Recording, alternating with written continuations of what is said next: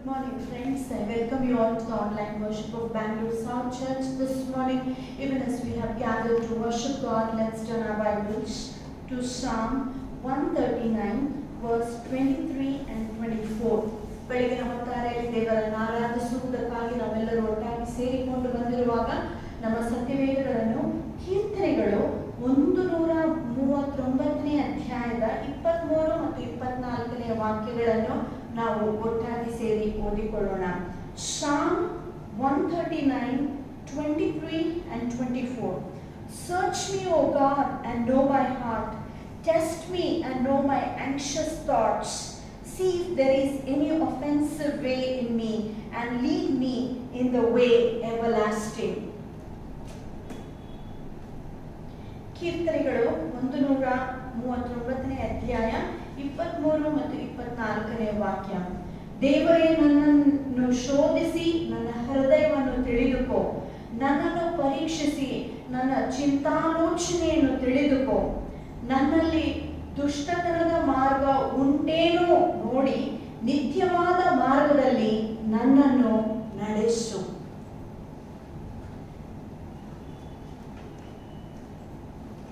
This is the Psalm of David, and as David begins the psalm, he is telling God, God, you know everything about me.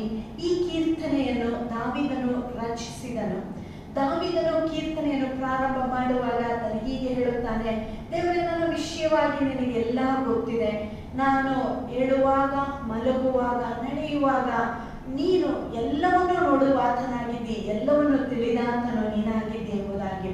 And when he comes to the last two verses, he asks God, after acknowledging the omniscience of God over his life, he says, God, I want you to do one thing. That is, God, you search me and you know my heart. ದಾವೀದನು ಅನೇಕ ವಾಕ್ಯಗಳನ್ನು ದೇವರು ಸರ್ವಶಕ್ತನು, ಸರ್ವವನ್ನು ತಿಳಿದುಕೊಂಡಾತನು, ನನ್ನ ಬಗ್ಗೆ ಎಲ್ಲವನ್ನು ಅರಿತಾತನು ಎಂಬುದಾಗಿ ಹೇಳಿದ ನಂತರ ಕೊನೆಯ 2 ವಾಕ್ಯಗಳಲ್ಲಿ ದಾವೀದನು ಒಂದು ಮಾತನ್ನು ಹೇಳುತ್ತಾನೆ. ಏನಂದರೆ, ಯೆಹೋವನೇ, ನನ್ನನ್ನೇ ನೀನು ಶೋಧಿಸು, ನನ್ನ ಹೃದಯವನ್ನು ನೀನು ಪರೀಕ್ಷಿಸು, ನನ್ನಲ್ಲಿರುವಂತಹ ಚಿಂತೆಗಳನ್ನೆಲ್ಲ ನೀನು ತಾನೇ ಶೋಧಿಸು ಎಂಬುದಾಗಿ ದಾವೀದನು ದೇವರಲ್ಲಿ ಪ್ರಾರ್ಥನೆ ಮಾಡುತ್ತಾ ಇದ್ದಾನೆ. David is asking God, God, you put your searchlight within my heart. I know, God, everything is open before you. I know you know everything. Lord, nothing can be hidden from you. But God, there is one more request I have. Test me and know my anxious thoughts. ನನ್ನನ್ನೇ ಪರೀಕ್ಷಿಸಿ, ದೇವರೇ, ನನ್ನಲ್ಲಿರುವಂತಹ ಚಿಂತೆಯ ಆಲೋಚನೆಗಳನ್ನು ನೀನು ತಿಳಿದುಕೋ. Number 2, see if there is any offensive way in me. ನನ್ನಲ್ಲಿ ಯಾವುದಾದರೂ ದುಷ್ಟ ಮಾರ್ಗ ಇದೆಯೋ ಎಂಬುದನ್ನು ನೀನು ತಾನೇ ನೋಡು. And after you do that, God, you lead me into the way everlasting. ನಿತ್ಯವಾದ ನಿನ್ನ ಮಾರ್ಗದಲ್ಲಿ ನನ್ನನ್ನು ನಡೆಸೆಂಬುದಾಗಿ ದಾವೀದನು ಯೆಹೋವನಲ್ಲಿ ಈ ಪ್ರಾರ್ಥನೆಯನ್ನು ಮಾಡುತ್ತಾ ಇದ್ದಾನೆ. What a wonderful thing. You and I can hide nothing from our God.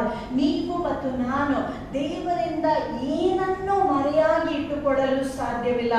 God knows everything about our lives.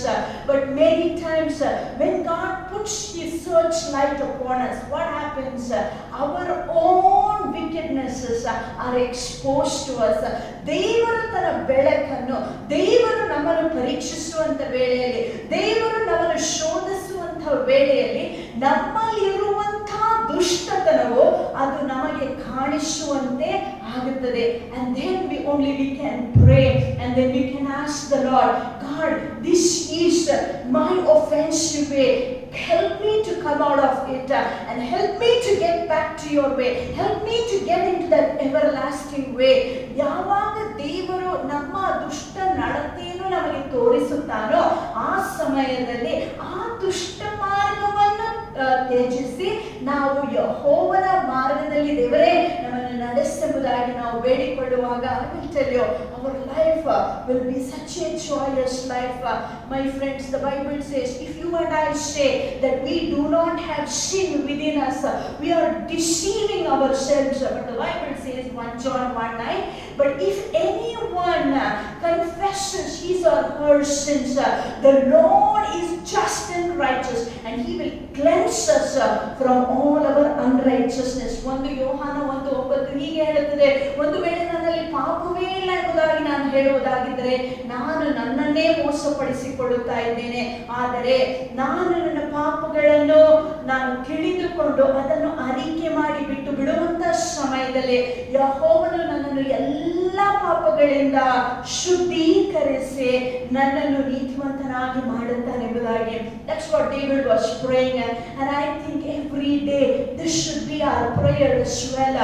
God, I know that you know everything about me, but God, I need to know where I stand, what I do, what is happening inside of me.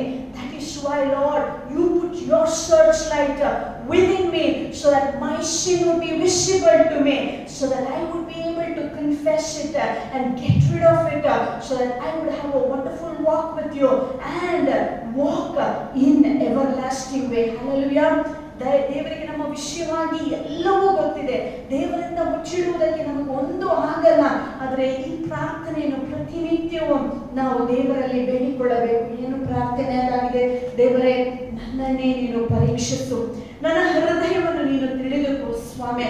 ನನ್ನಲ್ಲಿ ಯಾವುದಾದ್ರೂ ದುಷ್ಟವಾದ ಮಾರ್ಗವಾಗಿದ್ದರೆ ಅದನ್ನು ನನಗೆ ತೋರ್ಪಡಿಸು.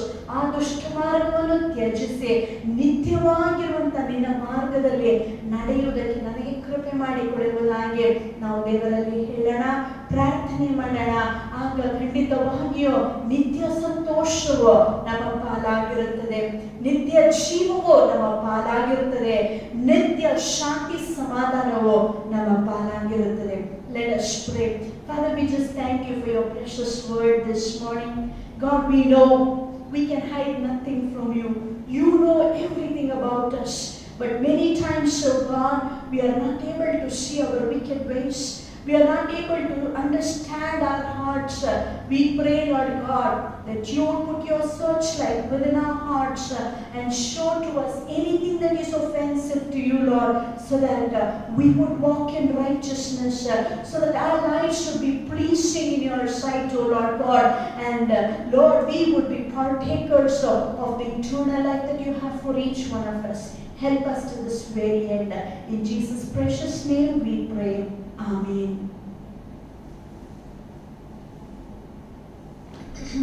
ಪ್ರಾಯಶ್ಚಿತ್ತವು ಹಸಿದಿದ್ದರು, ಯೇಸುವನ್ನು ಹುಡುಕಿದರೆ ಕೊರತೆ ಇಲ್ಲ.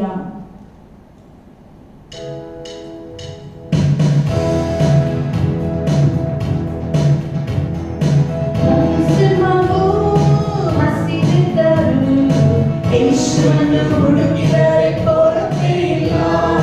ಪ್ರಾಯಶ್ಚಿತ್ತವು ಹಸಿದಿದ್ದರು, ಯೇಸುವನ್ನು ಹುಡುಕಿದರೆ ಕೊರತೆ ಇಲ್ಲ. ಕೊರತೆ ಇಲ್ಲ, ಕೊರತೆ ಇಲ್ಲ, ಯೇಸುವನ್ನು ಹುಡುಕಿದರೆ ಕೊರತೆ ಇಲ್ಲ. ಕೊರತೆ ಇಲ್ಲ, ಕೊರತೆ ಇಲ್ಲ, ಯೇಸುವನ್ನು ಹುಡುಕಿದರೆ ಕೊರತೆ ಇಲ್ಲ. ಪ್ರಾಯಶ್ಚಿತ್ತವು ಹಸಿದಿದ್ದರು, ಯೇಸುವನ್ನು ಹುಡುಕಿದರೆ ಕೊರತೆ ಇಲ್ಲ. ಪ್ರಾಯಶ್ಚಿತ್ತವು ಹಸಿದಿದ್ದರು, ಯೇಸುವನ್ನು ಹುಡುಕಿದರೆ ಕೊರತೆ ಇಲ್ಲ. ಹಸಿರಾದ ಹುಲ್ಲಲ್ಲಿ ನನ್ನನ್ನು ನಡೆಸುವರು. ಹಸಿರಾದ ಹುಲ್ಲಲ್ಲಿ ನನ್ನನ್ನು ನಡೆಸುವರು.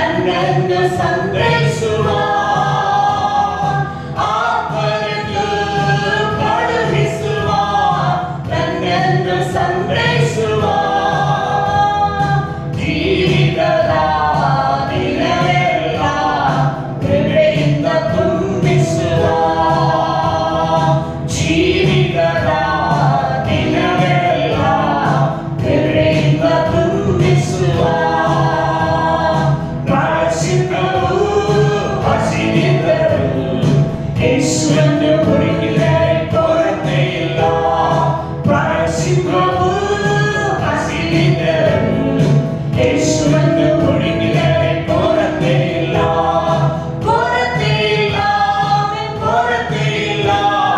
ಯೇಸುವನ್ನು ಹುಡುಕಿದರೆ ಕೊರತೆ ಇಲ್ಲ, ಕೊರತೆ ಇಲ್ಲ, ಕೊರತೆ ಇಲ್ಲ. ಯೇಸುವನ್ನು ಹುಡುಕಿದರೆ ಕೊರತೆ ಇಲ್ಲ. ಪ್ರಾಯಶ್ಚಿತ್ತವು ಹಸಿರಿದರು, ಯೇಸುವನ್ನು ಹುಡುಕಿದರೆ ಕೊರತೆ ಇಲ್ಲ. ಪ್ರಾಯಶ್ಚಿತ್ತವು ಹಸಿರಿದರು, ಯೇಸುವನ್ನು ಹುಡುಕಿದರೆ ಕೊರತೆ ಇಲ್ಲ. ವೈರಿಗಳ ಎದುರಿನಲ್ಲಿ ಔತಣ ನೀಡುವನು, ವೈರಿಗಳ ಎದುರಿನಲ್ಲಿ ಔತಣ ನೀಡುವನು. ನನ್ನನ್ನು ತೈಲದಿಂದ ಅಭಿಷೇಕ ಮಾಡುವೆನು, ನನ್ನನ್ನು ತೈಲದಿಂದ ಅಭಿಷೇಕ ಮಾಡುವೆನು. ಪ್ರಾಯಶ್ಚಿತ್ತವು ಹಸಿರಿದ್ದರು, ಯೇಸುವನ್ನು ಹುಡುಕಿದರೆ ಕೊರತೆ ಇಲ್ಲ. ಪ್ರಾಯಶ್ಚಿತ್ತವು ಹಸಿರಿದ್ದರು, ಯೇಸುವನ್ನು ಹುಡುಕಿದರೆ ಕೊರತೆ ಇಲ್ಲ, ಕೊರತೆ ಇಲ್ಲ, ಕೊರತೆ ಇಲ್ಲ. ಯೇಸುವನ್ನು ಹುಡುಕಿದರೆ ಕೊರತೆ ಇಲ್ಲ, ಕೊರತೆ ಇಲ್ಲ, ಕೊರತೆ ಇಲ್ಲ. ಯೇಸುವನ್ನು ಹುಡುಕಿದರೆ ಕೊರತೆ ಇಲ್ಲ. ಪ್ರಾಯಶ್ಚಿತ್ತವು ಹಸಿರಿದ್ದರು, ಯೇಸುವನ್ನು ಹುಡುಕಿದರೆ ಕೊರತೆ ಇಲ್ಲ. ಪ್ರಾಯಶ್ಚಿತ್ತವು ಹಸಿರಿದ್ದರು, ಯೇಸುವನ್ನು ಹುಡುಕಿದರೆ ಕೊರತೆ ಇಲ್ಲ. ಯೇಸುವನ್ನು ಹುಡುಕಿದರೆ ಕೊರತೆ ಇಲ್ಲ, ಯೇಸುವನ್ನು ಹುಡುಕಿದರೆ ಕೊರತೆ ಇಲ್ಲ.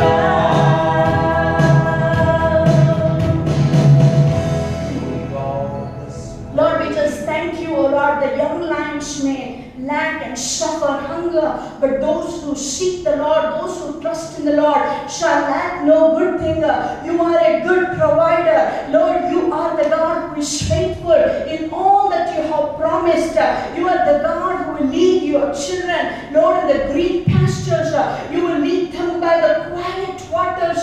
You will prepare a table for your people in the presence of their enemies. You are the God who anoints the head of your people, Lord, with oil, O Master. Lord, sir, their cup shall run over. Father, we just thank you for your scriptures. Father, we just thank you that we serve a wonderful God. Father, we know, Lord, you are faithful to all of your promises. You will never leave us nor forsake us. Even, Lord, though tough times may come, Lord, even through those tough times, you will lead us and you will guide us. And Lord, we will see your mighty hand upon our lives. Thank you, Lord, for your great love. You are a good shepherd. We love you, oh God. You are a God, a Master, who is deeply concerned about every happenings of our life. And Lord, we know that we will see, Lord, you, Lord, working, Lord, in amazing ways, Lord, in our lives, even in these times. We thank you, we praise you, for we serve a God who is faithful. You will never change, and your promises will never ever fail. We thank you, Lord. We bless your holy name. Hallelujah. We're going to sing this next Kannada song. It's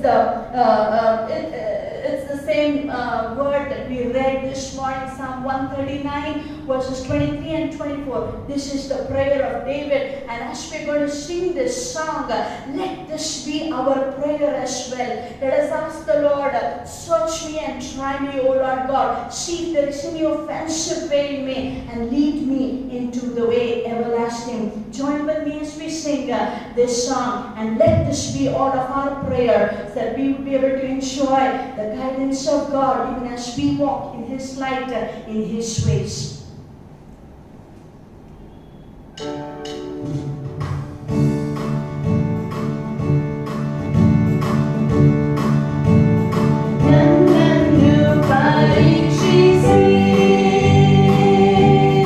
ಸಂಪೂರ್ಣ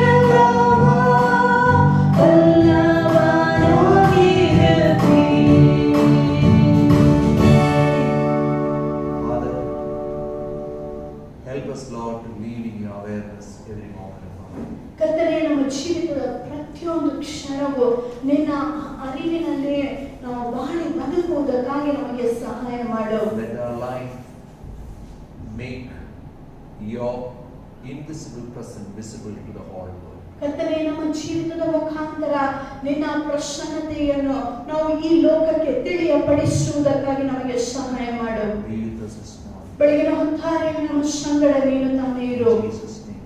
ಯೇಸು ನಾಮದಲ್ಲಿ ಬೇಡಿಕೊಳ್ಳುತ್ತೇವೆ. Amen. Amen. Good morning, friends. Welcome back to Bangalore South Church. Bengaluru south ಸಭೆಗೆ ಮತ್ತೊಂದು ಸಾರಿ ನಿಮ್ಮೆಲ್ಲರನ್ನು ಆಹ್ವಾನ ಮಾಡುತ್ತೇವೆ. We are back to studies in the book of Exodus.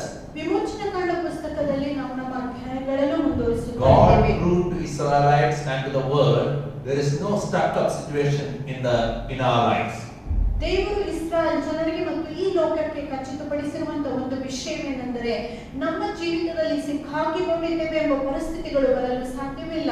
As God is alive and because He is active in the lives of human beings, God proves that there's a way out for every stuck-up situation. ನಮ್ಮ ದೇವರು ಜೀವಿಸುವ ಕಾರಣದಿಂದ, ಆತನು ಜನರ ಜೀವಿತದಲ್ಲಿ ಕಾರ್ಯ ಸಾಧಿಸುವ ಕಾರಣದಿಂದ, ಯಾವುದೇ ಇಕ್ಕಟ್ಟಿನ ಪರಿಸ್ಥಿತಿಗಳಲ್ಲಿ ಆತನ ಜನರು ಸಿಕ್ಕಾಕಿಕೊಂಡಿದ್ದರೂ ಸಹ ಆ ಪರಿಸ್ಥಿತಿಗಳಿಂದ ಬಿಡುಗಡೆ ಕೊಡುವುದಕ್ಕಾಗಿ ನಮ್ಮ ದೇವರು ಶಕ್ತನಾಗಿದ್ದಾರೆ. Today we are focusing on book of Exodus chapter 15 verses 22 to 27. ಇವತ್ತು ನಾವು ವಿಮೋಚನ ಕಾಂಡ ಪುಸ್ತಕ 15ನೇ ಅಧ್ಯಾಯ 22ನೇ ವಾಕ್ಯದಿಂದ 27ನೇ ವಾಕ್ಯದವರೆಗೆ ಧ್ಯಾನ ಮಾಡೋಣ. The last phrase of verse 25 says like this, and there the Lord tested them. 25ನೇ ವಾಕ್ಯದ ಕೊನೆಯ ಭಾಗವು ಹೀಗೆ ಹೇಳುತ್ತದೆ, ಅಲ್ಲಿ ದೇವರು ಅವರನ್ನು ಪರೀಕ್ಷಿಸಿದನು. I titled today's sermon, The Lord Tested Them.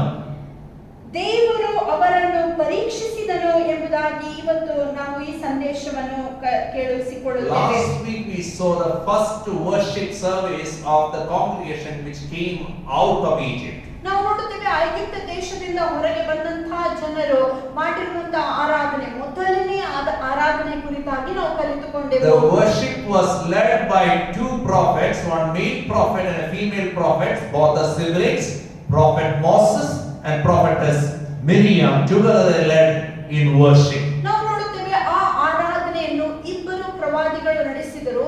ಒಬ್ಬನು ಆತನು ಮೋಶೆ ಆಗಿದ್ದನು, ಆತನ ಒಬ್ಬ ಪ್ರವಾದಿ. ಅದೇ ರೀತಿಯಾಗಿ ಆತನ ಅಕ್ಕಳಾದ ಮಿರಿಯಾಮಳು, ಅವಳು ಸಹ ಪ್ರವಾದಿನಿ ಆಗಿದ್ದುಕೊಂಡು ಈ ಇಬ್ಬರು ಪ್ರವಾದಿಗಳು ಆರಾಧನೆಯಲ್ಲಿ ತಮ್ಮ ಜನರನ್ನು ಮುನ್ನಡೆಸುತ್ತಾರೆ. What a worship it was. ಅದೆಂತ ಅದ್ಭುತವಾದಂತ They ಆರಾಧನೆ. worshipped with their heart and mind and body, everything surrendered to Lord. They were dancing and jumping, they were tambourine music, and it was a wonderful free service. ನಾವು ನೋಡುತ್ತೇವೆ, ಅದು ಒಂದು ಮನೋಹರವಾದಂತ ಆರಾಧನೆ ಆಗಿತ್ತು. ಅವರು ತಮ್ಮ ಆತ್ಮ ಪ್ರಾಣ ಶರೀರಗಳ ಸಹಿತವಾಗಿ ದೇವರನ್ನು ಆರಾಧಿಸಲು ಆರಂಭಿಸಿದರು. ವಾದ್ಯಗಳನ್ನು ಬಾರಿಸುತ್ತಾ, ಕಿನ್ನರಿಯನ್ನು ನುಡಿಯುತ್ತಾ, ಮಾತ್ರವಲ್ಲದೆ ತಾಳದಿಂದ ಅವರು ದೇವರನ್ನು ಸ್ತುತಿಸಿ ಆರಾಧನೆ They said, ನಡೆಸುತ್ತಿದ್ದರು. Lord is my strength, my song. He has become our salvation. He is my warrior. He is my redeemer. ಯೆಹೋವನೇ ನನ್ನ ಬಲವು, ನನ್ನ ಗುರುವನು ಆತನಾಗಿದ್ದಾನೆ. ಆತನೇ ನನ್ನನ್ನು ಯುದ್ಧದಲ್ಲಿ ನಡೆಸುವಾತನಾಗಿದ್ದಾನೆ. ಆತನೇ ನನ್ನ ವಿಮೋಚಕನಾಗಿದ್ದಾನೆ ಎಂಬುದಾಗಿ ದೇವರನ್ನು ಹೊಗಳುತ್ತಾ ಅವರು ಹಾಡಲು ಆರಂಭಿಸಿದರು. Prophetically they said, yesterday, today and forever, our Lord will meet all our needs. ಪ್ರವಾದನ ಯುಕ್ತವಾದ ಹಾಡಲಾಗಿತ್ತು. ಅವರು ಹೀಗೆ ಹೇಳಿದರು, ನೆನ್ನೆಯೂ ಇವತ್ತು ನಿರಂತರಕ್ಕೂ ಯೆಹೋವನು ನಮ್ಮ ಎಲ್ಲಾ ಅಗತ್ಯಗಳನ್ನು ಪೂರೈಸುವುದಕ್ಕೆ ಶಕ್ತನಾದ ದೇವರಾಗಿದ್ದಾನೆ. After that celebration service at the banks of the Red Sea, the Lord moves the Israelites through harsh and dry deserts to Mount Sinai. ನಾವು ನೋಡುತ್ತೇವೆ, ಈ ಆರಾಧನೆ ಮುಗಿಸಿದ ನಂತರ ದೇವರು ಈ ಜನರನ್ನು ಆ ಒಂದು ಕೆಂಪು ಸಮುದ್ರದ ದಡದ ಕಡೆಗೆ ಅವರು ನಡೆಸುತ್ತಾರೆ. ಇದು ಒಂದು ಒಣಗಿರುವಂತ ಭೂಪ್ರದೇಶವಾಗಿತ್ತು. We have seen Moses at Mount Horeb at chapter 3, and that Mount Horeb is also called Mount Sinai. 3ನೇ ಅಧ್ಯಾಯದಲ್ಲಿ ಮೋಶೆಯು ಹೋರೇಬ್ ಎಂಬ ಈ ಒಂದು ಪರ್ವತವನ್ನೇರಿದನು. ಇದೇ ಪರ್ವತಕ್ಕೆ ಇನ್ನೊಂದು ಹೆಸರು ಸೀನಾಯಿ ಪರ್ವತ ಎಂಬುದಾಗಿ ಕರೆಯಲ್ಪಟ್ಟಿದೆ. At Mount Sinai, God will make a covenant with them and give them His law. ಆ ಸೀನಾಯಿ ಪರ್ವತ ಮಾಡಿ ಆತನ ನಿಯಮಗಳನ್ನು ಅವರಿಗೆ ಕೊಡುತ್ತಾನೆ. These Israelites, while they were in Egypt, they saw unusual miracles of God. Israel ಜನರು ಐಗುಪ್ತ ದೇಶದಲ್ಲಿ ಇರುವಾಗ ವಿಶೇಷವಾದಂತಹ ಅದ್ಭುತಗಳನ್ನು ದೇವರಿಂದ ಅವರು ಪಡೆದುಕೊಳ್ಳುತ್ತಾರೆ. They saw how God defended them for their sake, how God decimated the Egyptians. ಯಾವ ರೀತಿಯಾಗಿ ದೇವರು ಇಸ್ರಾಯೇಲ್ ಪರವಾಗಿ ಕಾರ್ಯವನ್ನು ಸಾಧಿಸಿ ಐಗುಪ್ತ ಜನರನ್ನೆಲ್ಲ ಸಂಹರಿಸಿ ಬಿಟ್ಟನೆಂಬುದಾಗಿ ಅವರು ಅಲ್ಲಿ ಕಂಡರು. But on their way, ಆದರೆ ಅವರು ಮಾರ್ಗದಲ್ಲಿ ಇರುವಂತ the ಸಮಯದಲ್ಲಿ Lord tests their trust and obedience. ದೇವರು ಅವರಲ್ಲಿ ಇರುವಂತಹ ಭರವಸೆಯನ್ನು ಮತ್ತು ವಿಧೇಯತೆಯನ್ನು ಪರೀಕ್ಷಿಸುತ್ತಾನೆ. He want to show them that He will provide everything they need to survive. ಬದುಕಿಗೆ ಬೇಕಾಗಿರುವಂತ ಎಲ್ಲಾ ಅಗತ್ಯಗಳನ್ನು ಪೂರೈಸುವುದಕ್ಕೆ ಆತನು ಶಕ್ತನಾಗಿದ್ದಾನೆ ಎಂಬುದಾಗಿ ದೇವರು ತಾನೇ ಅವರಿಗೆ Many ತಿಳಿಯಪಡಿಸುತ್ತಿದ್ದಾನೆ. times we are like Israelites. ಅನೇಕ ಸಾರಿ ನಾವು ಇಸ್ರಾಯೇಲ್ ಜನರ ಹಾಗಿದ್ದೇವೆ. When we sing and worship God, ನಾವು heaven will come down. ನಾವು ನಮ್ಮ ಸ್ತುತಿ ಆರಾಧನೆಯನ್ನು ನೋಡುವುದಾಗಿದ್ರೆ ಖಂಡಿತವಾಗಿಯೂ ಸ್ವರ್ಗ ಕೆಳಗಿಳಿದು ಬರುತ್ತದೆ ಎಂಬುದಾಗಿ And ಅನಿಸುತ್ತದೆ. God will be really excited. ಆ ಸಮಯದಲ್ಲಿ ಕರ್ತನು ನಿಜವಾಗಿಯೂ ನಮ್ಮ ಜೀವಿತದ ಬಗ್ಗೆ And then ಉತ್ಸಾಹಗೊಳ್ಳುತ್ತಾನೆ. God allows tests in our spiritual journey to know whether we really believe all what we affirm. ಆನಂತರ ದೇವರು ಈ ಒಂದು ಆತ್ಮಿಕ ಯಾತ್ರೆಯಲ್ಲಿ ಕೆಲವು ಪರಿಶೋಧನೆಗಳನ್ನು ನಮ್ಮ ಜೀವಿತದಲ್ಲಿ ಮಾಡುತ್ತಾನೆ. ಇದರ ಮುಖಾಂತರ ನಾವು ಹಾಡಿದಂತ ಮಾತುಗಳನ್ನು ಖಂಡಿತವಾಗಿಯೂ ನಾವು ನಂಬುತ್ತೇವೋ ಇಲ್ಲೋ ಎಂಬುದಾಗಿ ಆತನು ಪರೀಕ್ಷಿಸುತ್ತಾ ಇದ್ದಾನೆ. Many times those who danced and jumped and praised God, prophesied, all such people, when tests come, they become so fickle and they say what we affirm that God is good, but now we are saying God is not concerned about us. ಅನೇಕ ಸಾರಿ ಸ್ತುತಿ ಆರಾಧನೆಯ ಸಮಯದಲ್ಲಿ ಕುಣಿದು ನಾಟ್ಯ ಮಾಡಿ ದೇವರನ್ನು ಕೊಂಡಾಡುವಂತ ಜನರು ಪರೀಕ್ಷೆಗಳು ಅವರ ಜೀವಿತದಲ್ಲಿ ಬರುವಾಗ ಅವರು ಹೀಗೆ ಹೇಳುತ್ತಾರೆ, ನಮಗ ಅನ್ನಿಸುತ್ತದೆ ದೇವರು ಅಷ್ಟು ಒಳ್ಳೆಯವನಲ್ಲ, ನಮ್ಮ ವಿಷಯವಾಗಿ ಆತನು ಕಾಳಜಿ ವಹಿಸಿಕೊಂಡಿಲ್ಲ ಎಂಬುದಾಗಿ ಅವರು ಹೇಳುತ್ತಾರೆ. Let us focus on Exodus chapter 15, 22-27. ವಿಮೋಚನ ಕಾಂಡ 15ನೇ ಅಧ್ಯಾಯ 22ನೇ ವಾಕ್ಯದಿಂದ 27ನೇ ವಾಕ್ಯದವರೆಗೆ ಧ್ಯಾನ ಮಾಡೋಣ. The Lord tested them, verse 25. 25ನೇ ವಾಕ್ಯ, Where the Lord tested them? ಆತನು ಅವರನ್ನು ಪರೀಕ್ಷಿಸಿದನು. ಎಲ್ಲಿ ಯೆಹೋವನು ಅವರನ್ನು There ಪರೀಕ್ಷಿಸಿದನು? immediately after the worship service. ಆರಾಧನೆಯ ಆ ಕೂಟವಾದ ನಂತರ ತಕ್ಷಣವೇ ದೇವರು ಅವರನ್ನು ಪರೀಕ್ಷಿಸಿದನು. Now why God tested them? ಯಾವ ಕಾರಣದಿಂದ ದೇವರು ಅವರನ್ನು ಪರೀಕ್ಷಿಸಿದನು? For that we have to look into Deuteronomy chapter 8, 2-5. ಧರ್ಮೋಪದೇಶ ಕಾಂಡ 8ನೇ ಅಧ್ಯಾಯ 2ನೇ ವಾಕ್ಯದಿಂದ 5ನೇ ವಾಕ್ಯದವರೆಗೆ ನಾವು ಓದಿಕೊಳ್ಳಬೇಕು. Remember how the Lord your God led you all the way in the desert these 40 years to humble you and to test you in order to know what was in your heart, whether or not you would keep His commands. He humbled you, causing you to hunger and then feeding you with manna, which neither you nor your fathers had known, to teach you that man does not live on bread alone, but on every word that comes from the mouth of the Lord. Your clothes did not wear out, and your feet did not swell during these 40 years. Know then in your heart that as a man disciplines his son, so the Lord your God disciplines you. ನಿಮ್ಮನ್ನು ತಗ್ಗಿಸುವ ನಿಮಿತ್ತ ನಿಮ್ಮ ಹೃದಯದಲ್ಲಿ ಏನು ಉಂಟು ಎಂದರೆ ನೀವು ಆತನ ಆಜ್ಞೆಗಳನ್ನು ಕಾಪಾಡುವೆಯೋ ಇಲ್ಲವೋ ಎಂದು ಪರೀಕ್ಷಿಸುವುದಕ್ಕೆ ನಿಮ್ಮ ದೇವರಾದ ಯೆಹೋವನು ನಿಮ್ಮನ್ನು ಈ 40 ವರ್ಷ ಮರುಭೂಮಿಯಲ್ಲೇ ತಗ್ಗಿಸಿ ನಡೆಸಿ ಮಾರ್ಗವನ್ನೆಲ್ಲ ಜ್ಞಾಪಕ ಮಾಡಬೇಕು. ನಿಮ್ಮನ್ನು ಕುಂದಿಸಿ ನಿಮ್ಮನ್ನು ಆತನು ಹಸಿಯುವಂತೆ ಮಾಡಿದನು. ರೊಟ್ಟಿ ಮಾತ್ರದಿಂದ ಮನುಷ್ಯನು ಬದುಕುವುದಿಲ್ಲವೆಂದು ಯೆಹೋವನು ಬಾಯೊಳಗಿಂದ ಹೊರಡುವ ಪ್ರತಿಯೊಂದು ಮಾತಿನಿಂದಲೂ ಮನುಷ್ಯನು ಬದುಕುತ್ತಾನೆಂದು ನಿಮಗೆ ತಿಳಿಯಪಡಿಸುವ ಹಾಗೆ ನೀವು ತಿಳಿಯದಂತ ಮತ್ತು ನಿಮ್ಮ ಪಿತೃಗಳು ತಿಳಿಯದಂತ ಮನ್ನವನ್ನು ನಿಮಗೆ ಉಣ್ಣಲು ಕೊಟ್ಟನು. ಈ 40 ವರ್ಷ ವರ್ಷ ನಿಮ್ಮ ಮೇಲಿರುವ ವಸ್ತ್ರಗಳು ಜೀರ್ಣವಾಗಲಿಲ್ಲ, ಇಲ್ಲವೇ ನಿಮ್ಮ ಕಾಲುಗಳು ಬಾತು ಹೋಗಲಿಲ್ಲ. ಇಲ್ಲದೆ ಒಬ್ಬನು ತನ್ನ ಮಗನನ್ನು ಶಿಕ್ಷಿಸುವ ಪ್ರಕಾರ ನಿಮ್ಮ ದೇವರಾದ ಯೆಹೋವನು ನಿಮ್ಮನ್ನು ಶಿಕ್ಷಿಸುತ್ತಾನೆಂದು ನಿಮ್ಮ ಹೃದಯದಲ್ಲಿ ತಿಳಿದುಕೊಳ್ಳಬೇಕು. Our God is not a grandfather. ನಮ್ಮ ದೇವರು ಅಜ್ಜನ ತರ ಅಲ್ಲ. Many grandfathers will give chocolate to their children. ಅನೇಕ ಅಜ್ಜಂದಿರು ತಮ್ಮ ಮೊಮ್ಮಕ್ಕಳನ್ನು ಮುದ್ದು ಮಾಡಿ ಚಾಕ್ಲೇಟ್ ಗಳನ್ನು Coming ಕೊಡಬಹುದು. to discipline, they avoid it. ಶಿಸ್ತು ಕೊಡಬೇಕಾದಂತ ಸಮಯದಲ್ಲಿ ಆ ಶಿಸ್ತನ್ನು ಅಜ್ಜಂದಿರು ಮೊಮ್ಮಕ್ಕಳಿಗೆ ಕೊಡಲ್ಲ. When God humbles us, ಆದ್ರೆ ದೇವರು ನಮ್ಮನ್ನು ತಗ್ಗಿಸುವಾಗ will we humiliate Him?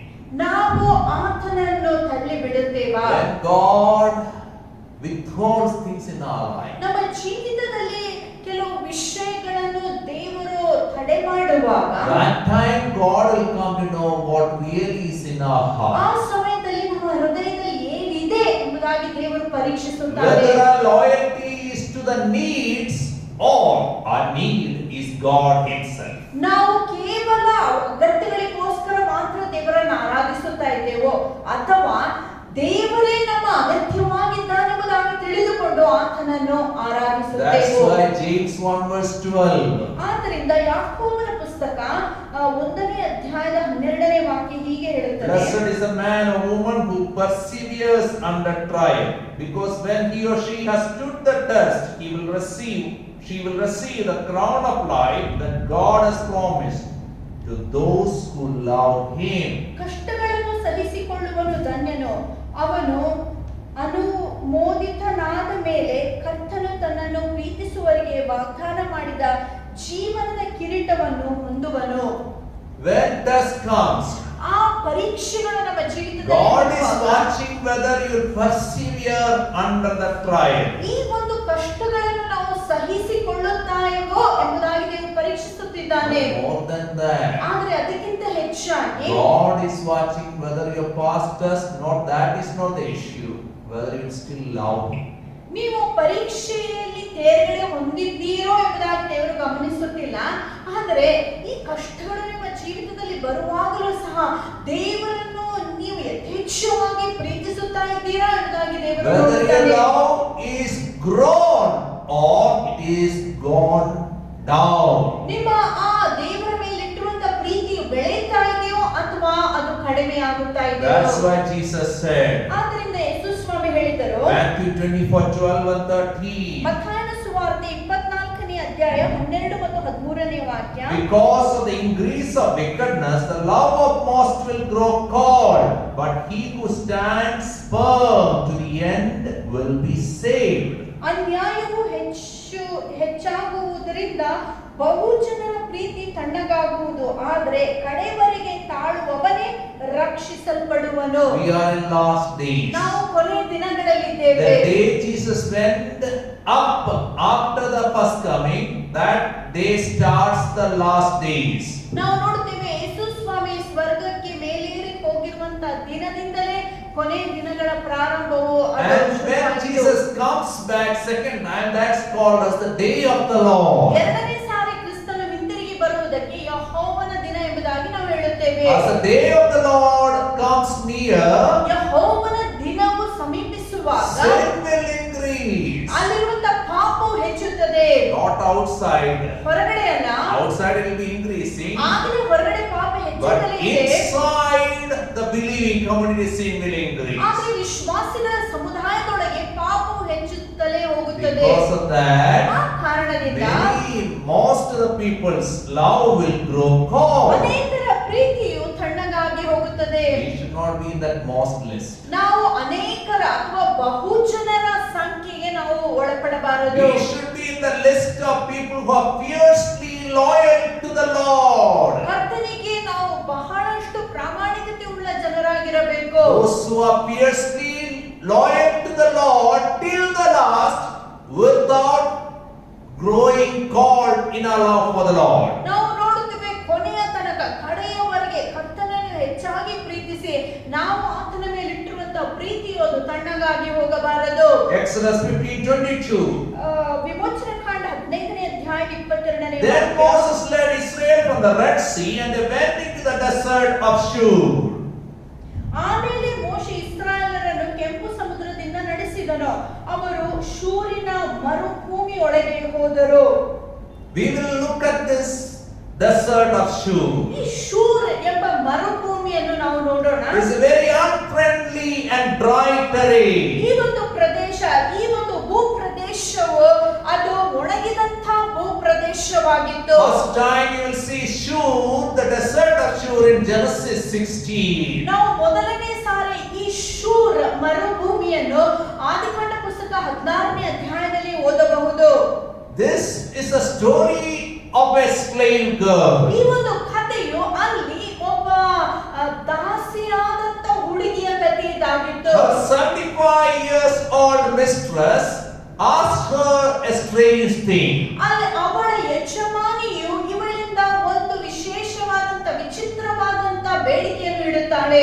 This young girl was asked to sleep with the husband of this mistress, Abraham. ಅಬ್ರಹಾಮನ ಸಂಗಡ ಮಲಗುವುದಕ್ಕಾಗಿ ಅವಳ ಯಜಮಾನಿಯು ಇವಳನ್ನು ಕೇಳುತ್ತಾಳೆ.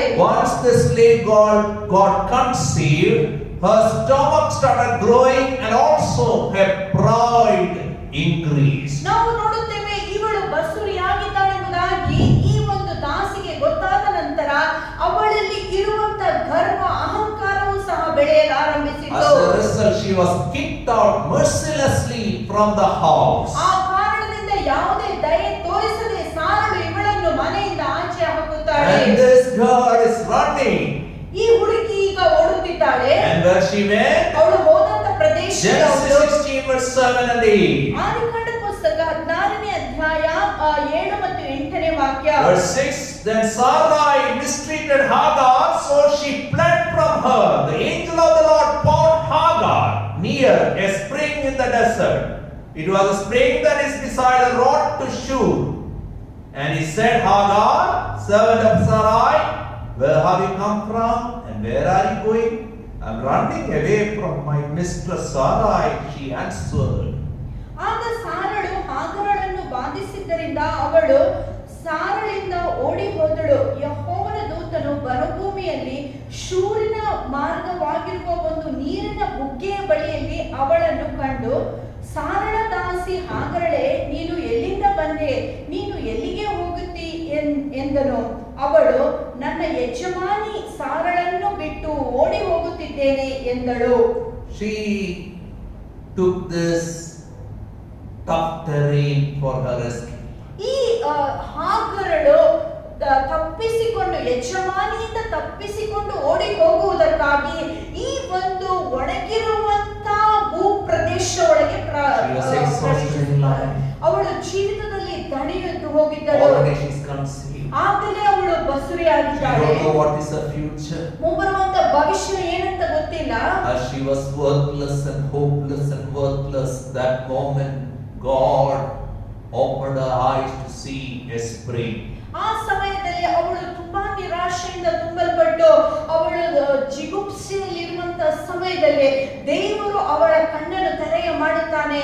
ಆಗ ಅವಳು ಒಂದು ನೀರಿನ ಬುಗ್ಗೆಯನ್ನು ನೋಡುತ್ತಾಳೆ. She was outside the network of Abraham and Sarai, but she was the network of the Lord. ಅವಳು ಅಬ್ರಹಾಮ ಮತ್ತು ಸಾರಳ ಇವರಿಬ್ಬರ ದೃಷ್ಟಿಯಿಂದ ದೂರವಾಗಿದ್ದರೂ ಸಹ ಯೆಹೋವನ ದೃಷ್ಟಿಯೊಳಗೆ ಅವಳಿದ್ದಳು.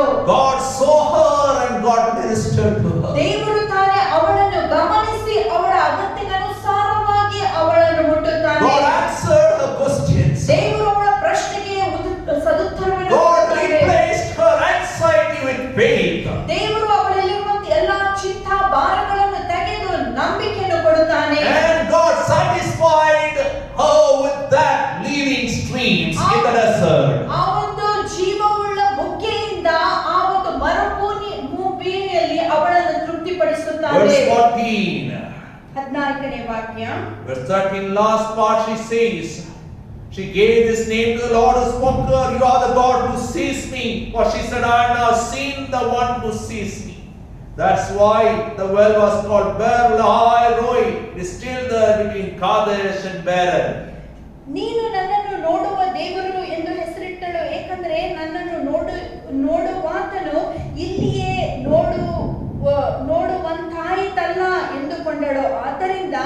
ಆ ಬಾವಿಗೆ ಬೇರ್ ಲಹಾಯ್ ರೋಯ್ ಎಂದು ಹೆಸರಾಯಿತು. Like ಅದು ಕಾದೇಶಿಗೂ ಬೇರೆದಿಗೂ ಮಧ್ಯದಲ್ಲಿ ಇದೆ. Like Hagar, we have to see the one who sees us always. ಹಾಗರಳ ಹಾಗೆ ನಮ್ಮನ್ನು ನೋಡುವಾತನನ್ನೇ ನಾವು And ನೋಡುವರಾಗಿರಬೇಕು. she names that spring Beer Lahai Roy. God alive sees me spring. ಆ ಒಂದು ಬುಗ್ಗೆಗೆ ಅವಳು ಬೇರ್ ಲಹಾಯ್ ರೋಯ್ ಎಂದು ಹೆಸರಿಟ್ಟಳು. ಅದರ ಅರ್ಥ ಇಷ್ಟೇ, ಯೆಹೋವನು ನನ್ನನ್ನು ನೋಡಿದ್ದಾನೆ. Hagar deserted that stream. ಹಾಗರಳು ಆ ಒಂದು ಬುಗ್ಗೆಯನ್ನು ಬಿಟ್ಟು ಬಿಟ್ಟಳು. But you can see Isaac always near the stream, continuing his relation with the living water God. ಆದರೆ ನಾವು ನೋಡುತ್ತೇವೆ ಮುಂಬರುವಂತ ದಿನಗಳಲ್ಲಿ ಈಸಾಕನಾದರೂ ಬೀರ್ ಲಹಾಯ್ ರೋಯ್ ಎಂಬ ಈ ಜೀವ ಬುಗ್ಗೆಯ ಕಡೆಗೆ ಬಹಳಷ್ಟು ಸಮಯವನ್ನು ಕಳೆಯುವಾತನಾಗಿದ್ದನು. ಸಜೀವ ದೇವರೊಟ್ಟಿಗೆ ಆತನು ಅಲ್ಲಿ ಪ್ರಾರ್ಥನೆಗಳನ್ನು ಮಾಡುವಾತನಾಗಿದ್ದನು. Moses is leading the people through the same historical route. ಇದೇ ಒಂದು ಐತಿಹಾಸಿಕ ಮಾರ್ಗದಲ್ಲಿ ಈಗ ಮೋಶೆಯು ಜನರನ್ನು In this ಮುನ್ನಡೆಸುತ್ತಿದ್ದಾನೆ. tough terrain, they are expecting water. ಈ ಒಂದು ಒಣಗಿದ ಮರುಭೂಮಿ ಭೂಪ್ರದೇಶದಲ್ಲಿ ಅವರು ನೀರಿಗಾಗಿ ಹಾತೊರೆಯುತ್ತಿದ್ದಾರೆ. All the waters during the time of exit, what they carried is over. ಅವರು ಐಗುಪ್ತದಿಂದ ತಂದಂತ ನೀರೆಲ್ಲ ಈಗ ಮುಗಿದು ಹೋಯಿತು. 3 days without finding water, they are wandering. 3 ದಿನಗಳ ಕಾಲ ನೀರಿಲ್ಲದೆ ಅವರು ಬಳಲುತ್ತಿದ್ದಾರೆ. Now what to do? ಈಗ ಏನು ಮಾಡಬೇಕು? And while they were wandering and searching, because they are desperate, children are there, carrying women are there, elderly people are there, young and old, 20 lakh plus people. How they will survive? And that moment from far they saw a oasis. ನಾವು ನೋಡುತ್ತೇವೆ ಈ ರೀತಿಯಾಗಿ ಅವರಲ್ಲಿರುವಂತ ಎಲ್ಲಾ ನೀರು ಮುಗಿದು ಹೋದ ನಂತರ ಅನೇಕರು ಅಲ್ಲಿ ಪ್ರಯಾಣ ಮಾಡುತ್ತಿದ್ದಾರೆ. 20 ಲಕ್ಷ ಜನರು, ವೃದ್ಧರು ಅವರ ಜೊತೆಯಲ್ಲಿದ್ದಾರೆ, ಯವನಸ್ಥರಿದ್ದಾರೆ, ಗರ್ಭಿಣಿಯಾದಂತ ಸ್ತ್ರೀಯರು ಅವರ ಸಂಗಡಿದ್ದಾರೆ, ಮಕ್ಕಳಿದ್ದಾರೆ. ಇವರಿಗೆಲ್ಲ ಹೇಗೆ ನೀರು ಸಿಗುತ್ತದೆ ಎಂಬ ಆಲೋಚನೆಯಲ್ಲಿ ಅವರು ಮುನ್ನಡೆಯುವಂತ ಸಮಯದಲ್ಲಿ ಪಕ್ಕನೆ ಅವರು ಒಂದು ಬುಗ್ಗೆಯನ್ನು ಅಲ್ಲಿ ನೋಡುತ್ತಾರೆ. While this exhausted people are full of hope now.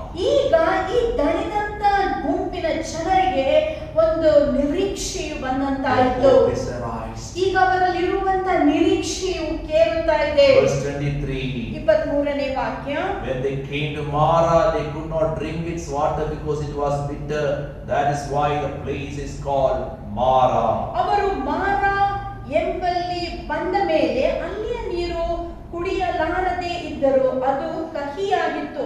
ಆ ಕಾರಣದಿಂದ ಅದರ ಹೆಸರು ಮಾರ ಎಂದು ಕರೆಯಲ್ಪಟ್ಟಿತು. God the living water.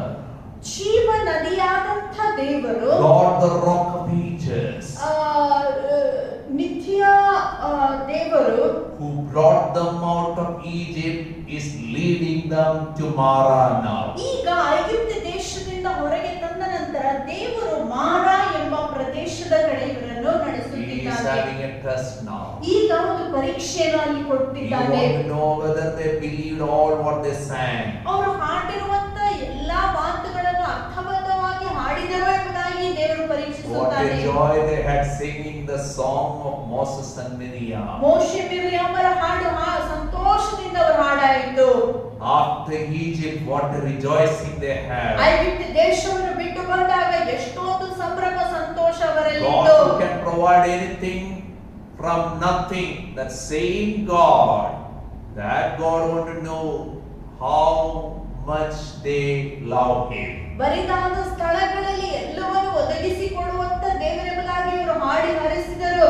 ಇದೇ ದೇವರು ಇವರನ್ನು ಪರೀಕ್ಷಿಸುತ್ತಾ ಇದ್ದಾನೆ, ಇವರ ಹೃದಯದಲ್ಲಿ ಏನಿದೆ They ಎಂಬುದಾಗಿ. reach Mara means bitterness. ಮಾರ ಎಂಬ ಸ್ಥಳಕ್ಕೆ ಬಂದಾಗ ಆ ಮಾರ ಎಂಬುದಾಗಿ ಹೇಳುವಂತ ಪ್ರದೇಶ ಅದು ಕಹಿಯಾಗಿದೆ ಎಂಬ ಅರ್ಥ.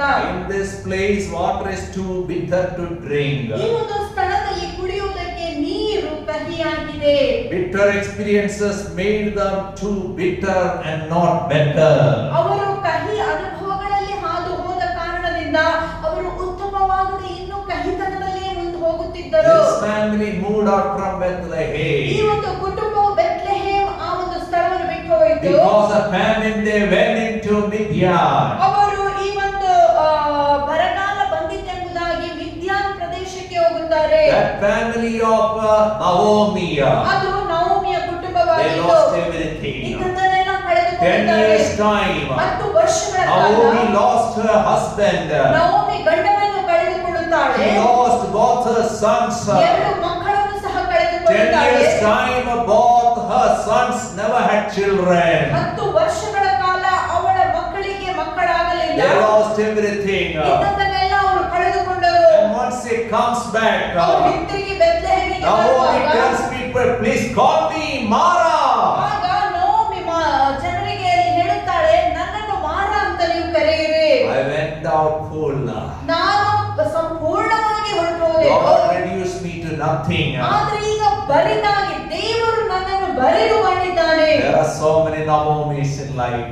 ಜೀವಿತಗಳಲ್ಲಿ ನವೋಮಿಗಳಂತವರು By ಅನೇಕರಿದ್ದಾರೆ. name, their name says they are pleasant. ಅವರ ಹೆಸರಿನ ಅನುಸಾರವಾಗಿ ಅವರು ಮನೋಹರ ಎಂಬುದಾಗಿ But ಗೊತ್ತಾಗಬಹುದು. their words reveal their heart. They are full of bitterness. ಆದ್ರೆ ಅವರ ಮಾತುಗಳು ತೋರ್ಪಡಿಸುವಂತ ವಿಷಯ ಏನೆಂದರೆ ಕಹಿತನದಿಂದ ಅವರು They ತುಂಬಲ್ಪಟ್ಟಿದ್ದಾರೆ. love God when everything is going well with them. ಎಲ್ಲವೂ ಅವರ ಇಚ್ಛೆ ಪ್ರಕಾರ ನಡೆಯುವಾಗ ಅವರು ದೇವರನ್ನು ಪ್ರೀತಿಸುತ್ತಾರೆ. When simple test comes from God, that moment you can see their heart will be overflowing with bitterness. ಆದ್ರೆ ದೇವರು ಅವರನ್ನು ಪರೀಕ್ಷಿಸಲಾರಂಭಿಸುವಾಗ ಕಹಿತನದಿಂದ ಅವರ ಹೃದಯವು But there is ಸುರಿಸುತ್ತದೆ. another man in Bible. ಆದ್ರೆ ದೇವರ ವಾಕ್ಯದಲ್ಲಿ ಇನ್ನೊಬ್ಬ ಮನುಷ್ಯನಿದ್ದಾನೆ. One day, ಒಂದು ದಿನ he lost all his children, 10 of them. 10 ಮಕ್ಕಳನ್ನು ಒಬ್ಬರಾದ ನಂತರ ಒಬ್ಬರನ್ನು ಎಲ್ಲರನ್ನು ಆತನು He ಒಂದೇ lost all his wealth. ಆತನು ತನ್ನ ಆಸ್ತಿಯನ್ನೆಲ್ಲ ಕಳೆದುಕೊಂಡನು. He lost his health. ಆತನು ತನ್ನ ಆರೋಗ್ಯವನ್ನು ಸಹ ಕಳೆದುಕೊಂಡನು. But Bible says, ಆದ್ರೆ ದೇವರ ವಾಕ್ಯ ಹೇಳುತ್ತದೆ, Job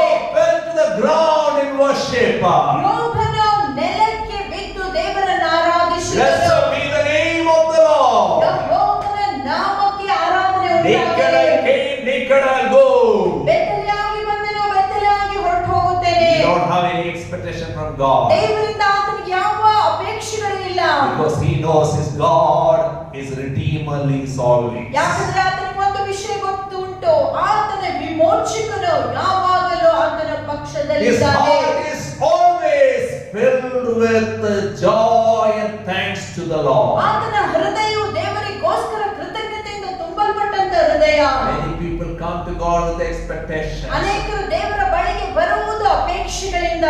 But Job loves God the person. ಆದರೆ ಯೋಬನು ದೇವರನ್ನು He ಪ್ರೀತಿಸುವಾತನಾಗಿದ್ದನು. fell to the ground in worship. ಆತನು ನೆಲಕ್ಕೆ ಬಿದ್ದು ಆರಾಧನೆಯನ್ನು ಮಾಡುತ್ತಾನೆ. Things are painful for him. ಆತನ ಜೀವಿತದಲ್ಲಿ ಕಷ್ಟಗಳು That's ಬಂದಿವೆ. why he tore his dress. ಆದ್ದರಿಂದ ಆತನು ಬಟ್ಟೆಗಳನ್ನು ಹರಿದು ಆತನು That's ಆರಾಧಿಸುತ್ತಾನೆ. why he was in burlap.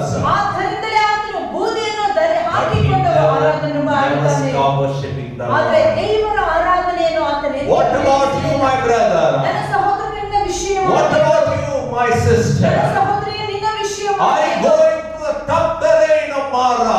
ಮಾರ ಎಂಬ ಆ ಒಂದು ಕಷ್ಟಕರವಾದಂತ ಭೂಪ್ರದೇಶದಲ್ಲಿ ನೀವು You ಹೋಗುತ್ತಿದ್ದೀರೋ. expected much, but nothing came out. ಬಹಳಷ್ಟನ್ನು ನೀವು ಅಪೇಕ್ಷಿಸಿದ್ದೀರಿ, ಆದರೂ ನಿಮಗೆ ಸಿಗಲಿಲ್ಲ. You expected sweet, but only bitterness happened. ನೀವು ಸಿಹಿಯಾದದ್ದನ್ನು ಬಯಸಿದ್ದೀರಿ, ಆದರೆ ಪಡೆದುಕೊಂಡಿದ್ದು ಕಹಿಯೇ.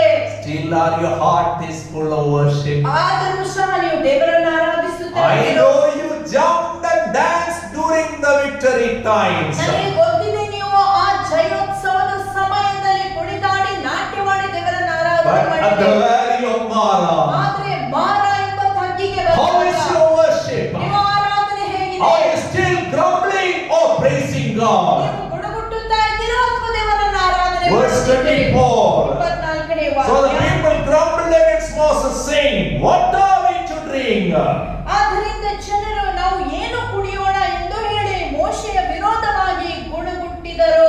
People grumbled. ಜನರು They ಗುಣಗುಟ್ಟಿದರು. were grumbling all through their life. ಅವರು ಜೀವಕಾಲವೆಲ್ಲ ಗುಣಗುಟ್ಟುವಂತ ಜನರು. 80 years a grumbling specialist. ಅವರು 80 ವರ್ಷಗಳ ಕಾಲ ಗುಣಗುಟ್ಟುವರಾಗಿದ್ದರು. Now after crossing the Exodus also, ನಾವು ನೋಡುತ್ತೀವಿ ವಿಮೋಚನೆಯನ್ನು ಹೊಂದಿದ ನಂತರ ಸಹ still they are not transformed. ಇನ್ನೂ ಅವರಲ್ಲಿ ಬದಲಾವಣೆ When ಬರಲಿಲ್ಲ. times pop up, ಕಷ್ಟ When test arises, ಪರೀಕ್ಷೆಗಳು ಬಂದಾಗ they will start grumbling. ಅವರು ಗುಣಗುಟ್ಟಲು In ಆರಂಭಿಸುತ್ತಾರೆ. the dangerous situation, they began to grumble against Moses' leadership. ಈ ಒಂದು ಕಷ್ಟಕರ ಪರಿಸ್ಥಿತಿಯಲ್ಲಿ ಮೋಶೆ ವಿರುದ್ಧವಾಗಿ ಆತನ ನಾಯಕತ್ವದ ವಿರುದ್ಧವಾಗಿ ಗುಣಗುಟ್ಟಲು They are ಆರಂಭಿಸಿದರು. basically not trusting in God's goodness. ಬಹುತೇಕವಾಗಿ ಅವರು ದೇವರ ಒಳ್ಳೆತನದಲ್ಲಿ ಭರವಸೆ ಇಡುತ್ತಿಲ್ಲ. In spite of seeing all the plagues, ಅವರು ಎಲ್ಲಾ ಬಾಧೆಗಳನ್ನು ನೋಡಿದರೂ ಸಹ, in spite of seeing the pillar of cloud and pillar of fire, in spite of seeing God's provision and protection, guidance in their lives, still they grumble. ಮೇಘ ಸ್ತಂಭವನ್ನು, ಅಗ್ನಿ ಸ್ತಂಭವನ್ನು, ದೇವರ ಒದಗಿಸುವಿಕೆಯನ್ನು, ಸಂರಕ್ಷಣೆಯನ್ನು, ಮಾರ್ಗದರ್ಶನವನ್ನು ನೋಡಿದರೂ ಸಹ ಈ ಜನರು ದೇವರಲ್ಲಿ ನಂಬಿಕೆ ಇಡಲಿಲ್ಲ. They saw the destroying angel having the train and destroying the firstborns of Egypt. ಸಂಹರಿಸುವಂತ ದೂತನು ಬಂದು ಐಗುಪ್ತ ದೇಶದ ಆ ಚೊಚ್ಚಲ ಮಕ್ಕಳನ್ನು ಸಂಹರಿಸಿದ್ದನ್ನು ಅವರು ನೋಡಿದರು. But they never learned their lesson. ಆದರೂ ಸಹ ಅವರು ಪಾಠವನ್ನು ಕಲಿಯಲಿಲ್ಲ. Just revealed their heart. ಅಲ್ಲಿ ಇರುವಂತ ಪರೀಕ್ಷೆ ಅವರ ಹೃದಯದಲ್ಲಿ ಏನಿದೆ ಅಂತ And ತೋರಿಸಿತು. God gave them 40 years to change their ತಮ್ಮ lifestyle. ಜೀವಿತವನ್ನು ಬದಲಾಯಿಸುವುದಕ್ಕಾಗಿ ದೇವರು ಅವರಿಗೆ 40 ವರ್ಷಗಳ ಅವಕಾಶ ಕೊಟ್ಟರು. 1 Corinthians 10:9 and 10 says, 1 ಕೊರಿಂಥ 10ನೇ ಅಧ್ಯಾಯ They- 9 ಮತ್ತು 10ನೇ they ವಾಕ್ಯ. grumbled and they killed by the destroying angel. ಅವರಲ್ಲಿ ಕೆಲವರು ಕರ್ತನನ್ನು ಪರೀಕ್ಷಿಸಿ ಸರ್ಪಗಳಿಂದ ನಾಶವಾಗುವಂತೆ ನಾವು ಪರೀಕ್ಷಿಸದೆ ಇರೋಣ.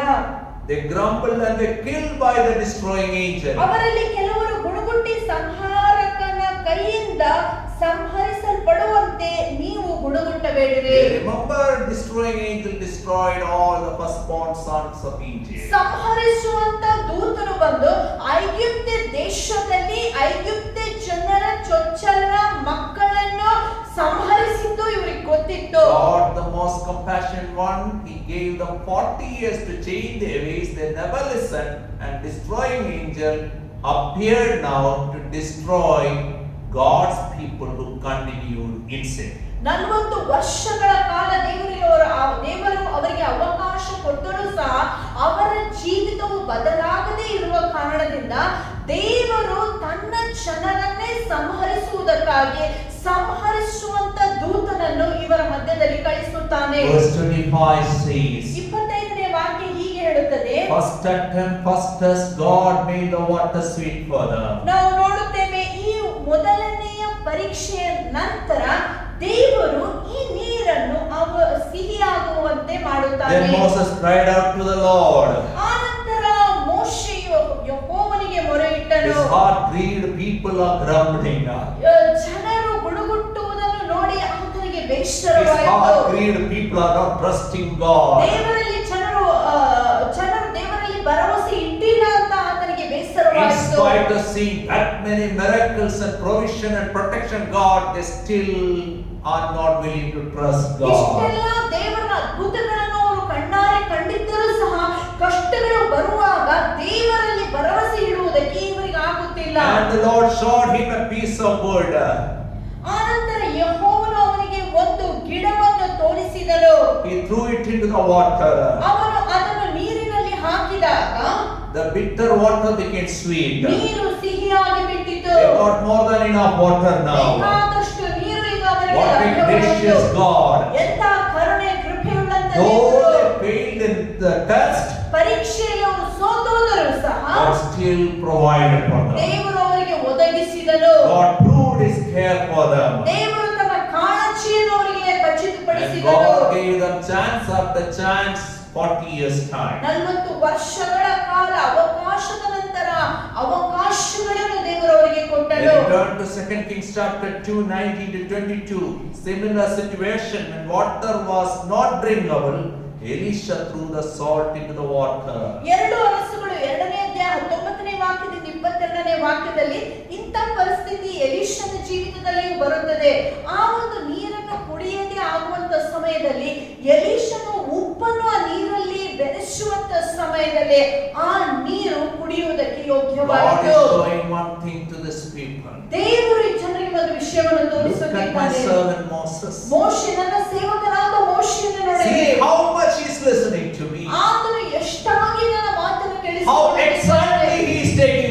instructions. ಹೇಳಿದಂತೆ ಆತನು ನಡೆಯುವಂತವರಾಗಿದ್ದಾರೆ. His obedience was the key to your deliverance from bondage. ಆತನ ವಿಧೇಯತೆಯ ನಿಮಿತ್ತವಾಗಿ ನೀವು ವಿಮೋಚನೆಯನ್ನು ಹೊಂದಿಕೊಂಡಿರಿ. You follow me like Moses. ಮೋಶೆಯ ಹಾಗೆ ನೀವು ನನ್ನನ್ನು If you ಹಿಂಬಾಲಿಸಿದರೆ, obey me like Moses, ಮೋಶೆಯ ಹಾಗೆ ನನ್ನನ್ನು ನೀವು you ಹಿಂಬಾಲಿಸಿದರೆ will enjoy the blessing of God again and again, lifetime. ನಿಮ್ಮ ಜೀವಕಾಲವೆಲ್ಲ ಮತ್ತೆ ಮತ್ತೆ ನೀವು ಯೆಹೋವನ ಆ ಒಂದು ಆಶೀರ್ವಾದಗಳನ್ನು ಅನುಭವಿಸಲು ಸಾಧ್ಯವಾಗುತ್ತದೆ. And then God gives them an alert. ಆ ನಂತರ ದೇವರು ಅವರಿಗೆ ಒಂದು ಎಚ್ಚರಿಕೆ ಮಾತನ್ನು And that ಕೊಡುತ್ತಾನೆ. is verse 26. ಅದೇ 26ನೇ ವಾಕ್ಯ. God says, ದೇವರು ಹೀಗೆ ಹೇಳುತ್ತಾನೆ, all the diseases on the Egyptians. ಐಗುಪ್ತ ಜನರ ಮೇಲೆ ಕಳಿಸಿರುವಂತ ಎಲ್ಲಾ ರೋಗಗಳು. Why God is reminding them that? ದೇವರು ಈ ವಿಷಯವನ್ನು ಯಾಕೆ ಅವರಿಗೆ ಹೇಳಬೇಕಾಯಿತು? That is fresh in their mind. ಯಾಕಂದ್ರೆ ಈಗಲೇ ಅದು ಇನ್ನೂ ಅವ್ರ They are ಮನಸ್ಸಿನಲ್ಲಿ ಇದೆ. seeing that. ಅದನ್ನು ಅವ್ರು ನೋಡುತ್ತಿದ್ದಾರೆ. They have experienced that. ಅವರು ಆಗಲೇ ಅದನ್ನು God ಅನುಭವಿಸಿದ್ದಾರೆ. is saying all the 10 plagues, you remember? ದೇವರು ಹೇಳ್ತಾ ಇದ್ದಾನೆ, ಎಲ್ಲ 10 ಬಾಧೆಗಳು ನಿಮ್ಮ ನೆನಪಿನಲ್ಲಿ ಇದೆ ಅಲ್ಲವೋ? Egyptians was rebelling. ಆ ಐಗುಪ್ತ ಜನರು ಅವರು ವಿರೋಧಿಸುವಂತ They ಜನರಾಗಿದ್ದರು. had a hearing problem. ಅವರಿಗೆ ಕೇಳಿಸಿಕೊಳ್ಳುವಂತ ಕೊರತೆ ಅವರಲ್ಲಿತ್ತು. They were not heeding the word of God in their heart. ಅವರು ದೇವರ ಮಾತುಗಳನ್ನು ಹೃದಯದಲ್ಲಿ ಇಟ್ಟುಕೊಳ್ಳಲಿಲ್ಲ. And their rebellion invited God's judgment. ಮತ್ತು ಈ ಹಠಮಾರಿತನವೇ ದೇವರ ನ್ಯಾಯ ತೀರ್ಪು ಅವರ ಮೇಲೆ ಬರುವಂತೆ God ಆಯಿತು. gave them 400 years to transform their ways. ಅವರ ಜೀವಿತವನ್ನು ಬದಲಾಯಿಸುವುದಕ್ಕಾಗಿ ದೇವರಿಗೆ 400 ವರ್ಷಗಳು ಬೇಕಾಯಿತು. But they never listened. ಆದರೂ ಸಹ ಅವರ ಮಾತು So ಕೇಳಲಿಲ್ಲ. God eliminated them. ಆದ್ದರಿಂದ ದೇವರು ಅವರನ್ನು ತಳ್ಳಿಬಿಡುತ್ತಾನೆ. And now God says, ಆನಂತರ ದೇವರು if you ಹೇಳ್ತಾನೆ, listen carefully to the voice of the Lord your God and do what is right in His eyes, if you pay attention to His commands and keep all His decrees, I will not bring on you any of the diseases I brought on the Egyptians, for I am the Lord who heals you.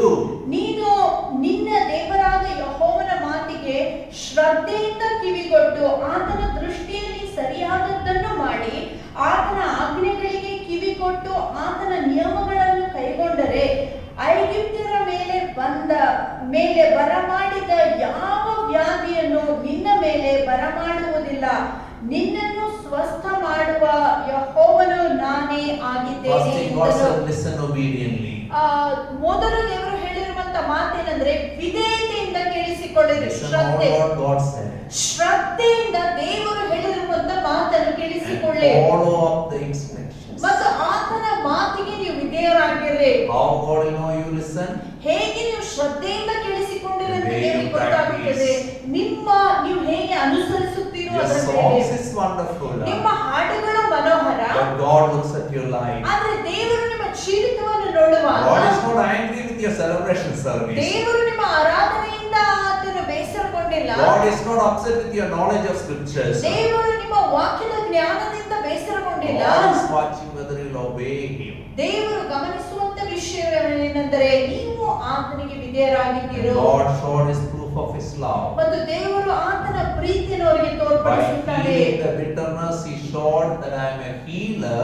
If you change your ways, I will change your consequences of the disobedience. ಕಹಿ ನೀರನ್ನು ಸಿಹಿ ಮಾಡಿ ದೇವರು ಅವರಿಗೆ ಕಲಿಸಿರುವಂತ ಪಾಠವೇನೆಂದರೆ, ಒಂದು ವೇಳೆ ನನ್ನ ಮಾತನ್ನು ಕೇಳಿ ಶ್ರದ್ಧೆಯಿಂದ ಕೇಳಿ ಅದನ್ನು ಅನುಸರಿಸುವರಾಗಿದ್ದರೆ ನಿಮ್ಮಲ್ಲಿ ಇರುವಂತ ಎಲ್ಲಾ ವ್ಯಾಧಿಯನ್ನು ತೆಗೆದು ನಾನು ನಿಮ್ಮನ್ನು ಗುಣಪಡಿಸುತ್ತೇನೆ. Verse 27, God comforts them after the first test.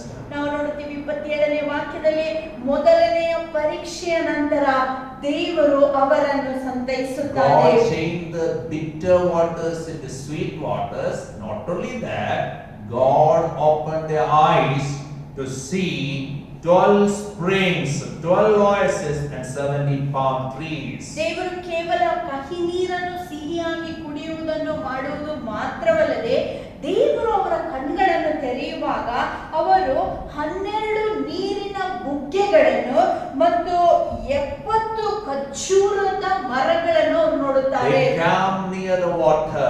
ಅವರು ಆ ನೀರಿನ ಬಳಿಯಲ್ಲಿ ಅವರು ನಿಲ್ಲುತ್ತಾರೆ. Huge palm trees. ಅಲ್ಲಿ ದೊಡ್ಡ ದೊಡ್ಡ ಖರ್ಜೂರದ ಮರಗಳು. Another word for the palm trees are cedars. ಖರ್ಜೂರ ಮರಕ್ಕೆ ಇನ್ನೊಂದು ಹೆಸರೇನೆಂದರೆ ಸೀಡಾರ್ ಮರಗಳು. Every part of such trees can be used in Middle East. ನಾವು ನೋಡುತ್ತೇವೆ ಮಿಡಲ್ ಈಸ್ಟ್ ಈ ಭಾಗಗಳಲ್ಲಿ ಈ ಒಂದು ಖರ್ಜೂರದ ಗಿಡದ ಪ್ರತಿಯೊಂದು ಭಾಗವನ್ನು ಅವರು ಉಪಯೋಗಿಸಿಕೊಳ್ಳುತ್ತಾರೆ. They saw the 12 springs and the 70 palm trees. ಅಲ್ಲಿ 12 ನೀರಿನ ಬುಗ್ಗೆಗಳನ್ನು ಮತ್ತು 70 ಖರ್ಜೂರ ಮರಗಳನ್ನು In ನೋಡುತ್ತಾರೆ. that wilderness they learned a beautiful lesson. ಆ ಒಂದು ಮರುಭೂಮಿಯಲ್ಲಿ ಆ ದಿನ ಅವರೊಂದು ಪಾಠವನ್ನು And ಕಲಿತುಕೊಂಡರು. when they put the song book together in the book of Psalms, first song, Psalm 1, they wrote, a man, a woman who meditate the scripture day and night is like a tree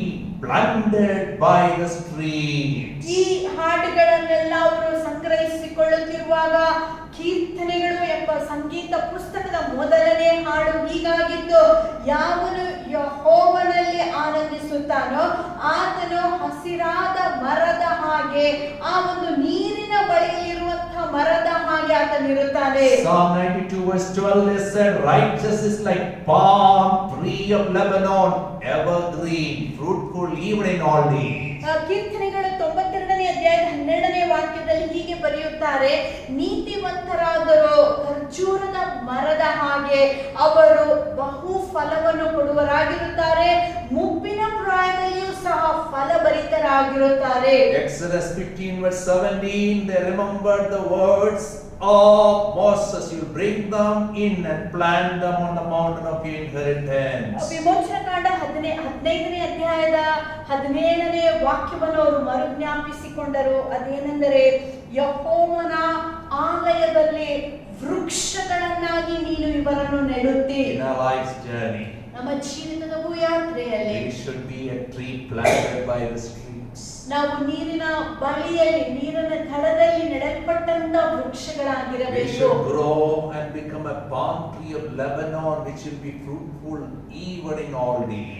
Lebanon ಆ ಒಂದು ಪ್ರದೇಶದಲ್ಲಿ ನೆಡಲ್ಪಟ್ಟಂತ ಖರ್ಜೂರದ ಮರದ ಹಾಗೆ ನಾವು ಮುಪ್ಪಿನ ಕಾಲದಲ್ಲಿ ಫಲ ಕೊಡುವಂತಹ ಮರದ ಹಾಗೆ, ವೃಕ್ಷಗಳ ಹಾಗೆ ಇರಬೇಕು. Like the 70 palm trees which gave them shadow, which gave them provision of food, which refreshed them, which strengthened them, we should be a tree.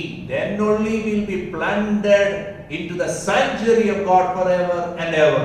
ಯಾವ ರೀತಿಯಾಗಿ ಈ 70 ಖರ್ಜೂರದ ಮರಗಳು ಆ ಮರುಭೂಮಿಯಲ್ಲಿ ಈ ಜನರಿಗೆ ನೆರಳನ್ನು ಕೊಟ್ಟಿತ್ತು, ಆಹಾರವನ್ನು ಕೊಟ್ಟಿತ್ತು, ಅವರಿಗೆ ಚೈತನ್ಯವನ್ನು ತಂದಿತ್ತು, ಅದೇ ರೀತಿಯಾಗಿ ನಾವು ಫಲ ಕೊಡುವಂತ ಜನರಾಗಿರುವಂತ ಸಮಯದಲ್ಲಿ ಮಾತ್ರವೇ ಯೆಹೋವನ ಆ ಆಲಯದಲ್ಲಿ ವೃಕ್ಷಗಳಾಗಿ ನಾವು ನೆಡಲ್ಪಡುತ್ತೇವೆ. God roots the tree.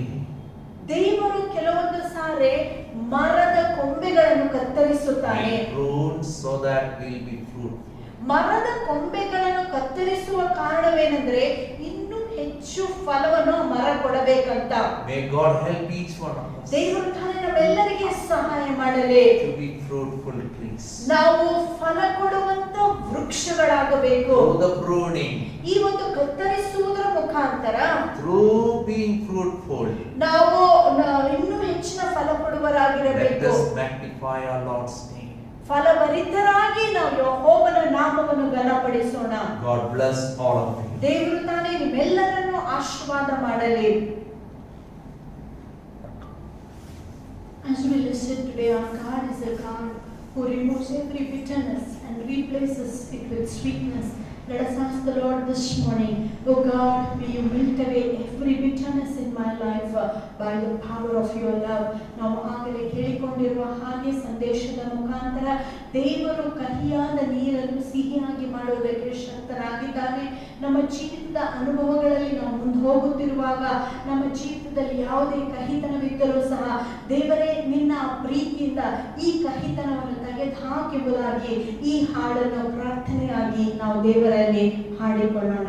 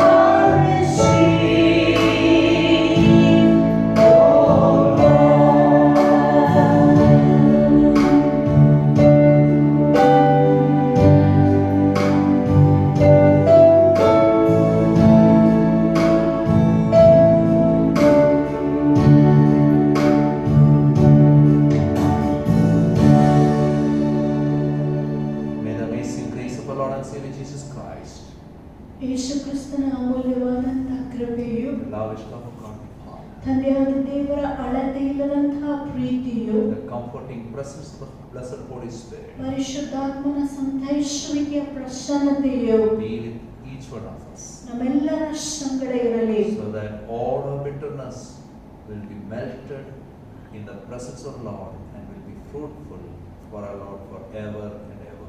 ದೇವರ ಸನ್ನಿಧಾನದಲ್ಲಿ ನಮ್ಮ ಎಲ್ಲಾ ಕಹಿತನವು ಬಿಟ್ಟು ಹೋಗಲಿ ಮತ್ತು ದೇವರ ಆ ಒಂದು ಕೃಪೆಯಲ್ಲಿ ನಾವು ಫಲಭರಿತವಾದ ವೃಕ್ಷಗಳಾಗುವುದಕ್ಕಾಗಿ ಸಹಾಯ ಮಾಡಲಿ.